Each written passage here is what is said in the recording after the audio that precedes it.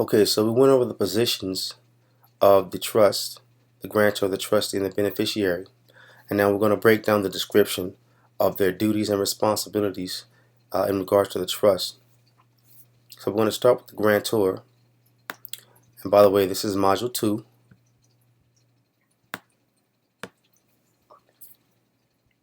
Alright, so we'll start with the grantor. Now the grantor can also be the settlor, the trustor, or the exchanger. Alright, and when we say exchanger, we just basically mean this. If you have a trust here, and you have people contributing assets into the trust, okay, they're called exchangers. So these people are exchangers, all right? They're exchanging property into the trust, and they're also called beneficiaries, but I don't want to get too deep into that. Just for right now, understand that they're exchangers. Anyone who's placing property into the trust is an exchanger, including the grantor, if he is exchanging property into the trust, in and out of the trust, to grow the trust assets. All right, that's why he can have the label of exchanger and grantor, but only he can have both. Anyone else, of course, is just only an exchanger. All right, so just keep that simple and keep it there. So the grantor can be the exchanger and the settlor. Other investors can be exchangers only, but the settlor can be both. Okay, we covered that. The grantor is the one who starts the trust by drawing up the trust agreement, the indentures, placing property into the trust, and making the agreement with the trustee to hold and manage the property for the benefit of the beneficiaries. All right, so now what's important about the grantor is that he draws the indentures, which is the law basically of the trust, and that is the law by which the trustee and the beneficiaries will abide. That law dictates how they interact and who has what powers and so on and so forth. And we'll get into that, of course, later when we get into our indentures. But the grantor is the one who makes this law of the trust. All right. Now, the grantor does not have to be a living being. If you have a business, and say your business is Jack Auto, and your business, you take from your business account $10,000 to put into a trust. Jack Auto is the grantor of that $10,000 that's put into that trust. All right. Excuse me. So later discussion will reveal a little bit more about how that works. So for example, the executor of an estate can put an estate asset or can put estate assets into a trust, but he, the executor, is not the grantor, the estate is. All right, so that's just a further example of what I just explained. And we're talking about a trustee now, a person who holds the trust property in an official position, agreeing by written consent and governed by the trust indentures. He is a fiduciary, and you'll often hear that term thrown around a lot concerning a trustee, is that the trustee is a fiduciary, which you are. You are a fiduciary for the beneficiaries. All right, that means you basically handle financial affairs for them. You're responsible for handling financial affairs for them in regards to the trust. He may have a legal and partial equitable title or a legal title. So let me explain this. We can think of a trustee like a manager for an apartment complex. A manager of a complex is ultimately responsible for making sure all the building's equipment is functional, and that all the rents are due and paid. And if any money is owed to the renters, that the renters are refunded their money. Any material needs or administrative action of the entire complex are the direct responsibility of the manager. So in the same way, a trustee manages the property of a trust, controlling all aspects of its financial aspects in the effort to grow the trust capital, to make the trust property make money. Okay, that is the trustee's primary job. So for example, if a trustee were entrusted to oversee an open piece of land, they could build a house or other structure on the land to raise the value and provide a stream of income through a new rental property or home. The first trustee is the ultimate authority. All successive trustees are co-trustees. Now let me explain that a little simpler, if I may, before we get too far. When I say here that the trustee has legal and may have partial equitable title. This is what I mean. When you rent an apartment, what happens is the person or entity that's renting the apartment, that's giving the apartment to you for use, that is the legal title holder. Okay, you can never take that away from them, of course, and they're always going to hold the ownership of that apartment. However, when they rent it to you, they give you equitable title. You, as the renter, now have equitable title to inhabit that apartment for whatever length of time the lease is drawn up for. So if you have a year's lease, they give you equitable title for a year. That rental agreement is basically an equitable title. All right, and that is just what it means. As long as you abide by the rules, even though the renter is the legal owner, they can't come in and kick you out. They can't come in and invade your privacy because you have a title to that apartment. He has legal ownership. You have equitable ownership, which is basically allowance of possession for the period of that lease. The same thing happens with the trust. The trustee becomes the legal title holder of all of the property placed into the trust, and any beneficiaries and exchangers as well become equitable title holders. Okay? Now, when I say that the trustee may have legal and partial equitable title, that is under certain circumstances where the trust is operating strictly as a business. So we won't get into that, but just so that you know that they can have also partial equitable title. But for the most part, the trustee will just have legal title, okay? And the equitable title will be reserved for the beneficiaries. All right. So just wanted to clear that up. So down here where we say the first trustee is the one with ultimate authority. All successive trustees are co-trustees, meaning that if you, as the grantor, you form a trust and you hire a trustee, that trustee is the one with the ultimate say.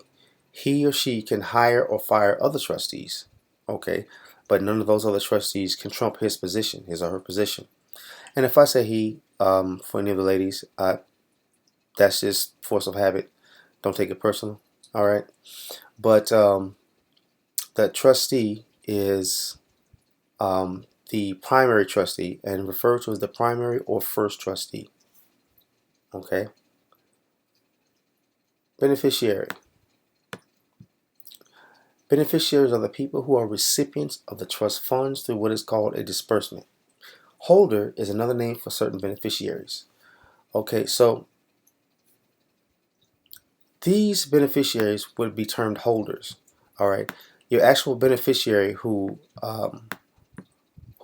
is down here, who the trustee takes care of. I didn't draw a figure for the beneficiary, but the trustee would be allocating funds or would be growing funds for the sake of a beneficiary. We remember that.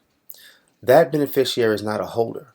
However, people who exchange property into the trust, such as this guy here with money, this guy here with car, this guy here with money, this guy here with a bond, they are holders, all right?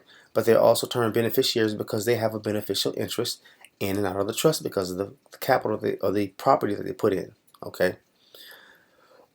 A little confusing, but don't worry about it. It'll be made clear, all right? So just understand that the exchangers can also become holders. Anyone dealing with money, putting money into the trust, an exchanger, a holder, all right? So that's why I say a holder is another name for certain beneficiaries, not the main beneficiaries who the trust is set up for. They don't put money into the trust. Well, they do, but we don't want to get into all that. That's under certain circumstances. The trustee determines when the trust funds are eligible for disbursement by direction of the trust indenture or management. Now, disbursement is just another name for allowance. All right.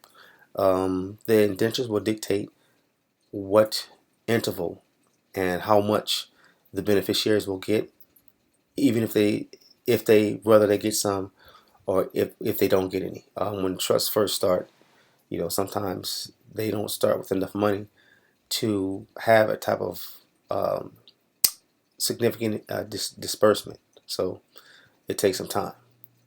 But the trust funds eligible for disbursement are at the direction of the indenture agreement and also the trustee, because the trustee can uh, submit to the grantor more practical disbursements, and the grantor can look at that and allow the trustee to make those adjustments.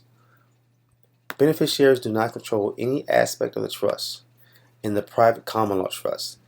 It's important to note that the beneficiaries in private law or in private common law trust, they don't, because it's a little convoluted.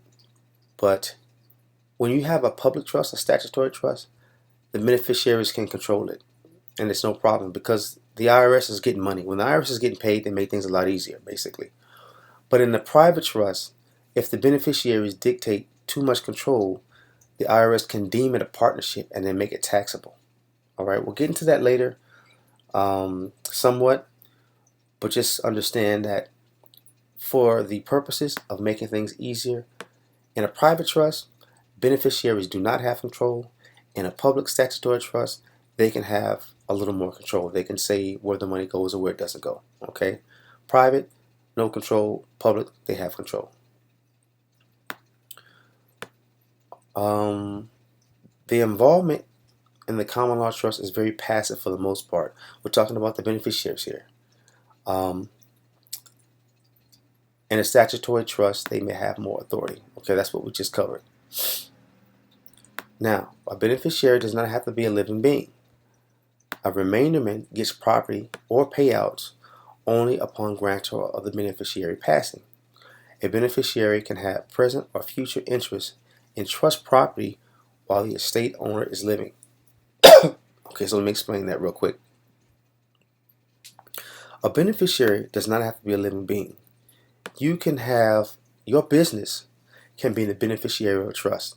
So if you have a trust, or say if your father has a trust, and he doesn't have any family members that he deems eligible to receive the money in the trust after he passes, he can give it to your business, and your business can be listed as the beneficiary of that trust. All right. Now you'll hear people refer to beneficiaries in two senses: a beneficiary and a remainderment. Okay. Now let me tell you the difference. A beneficiary has immediate interest in the trust property, meaning that any given time he can get money from the trust if the indentures allow, or when the trustor or the grantor passes, he's automatically in line to get money from that trust. A remainderment gets property only after the grantor passes, and also only after the grantor passes and the grantor's immediate beneficiary passes or becomes ineligible to receive the benefits. So let me explain that. Let's just say you have a trust. Okay, let's just say Jack Smith has a trust. Jack Smith is married to Jane Smith. Okay, now Jack Smith has a son that by state law receives a part of his estate when he dies.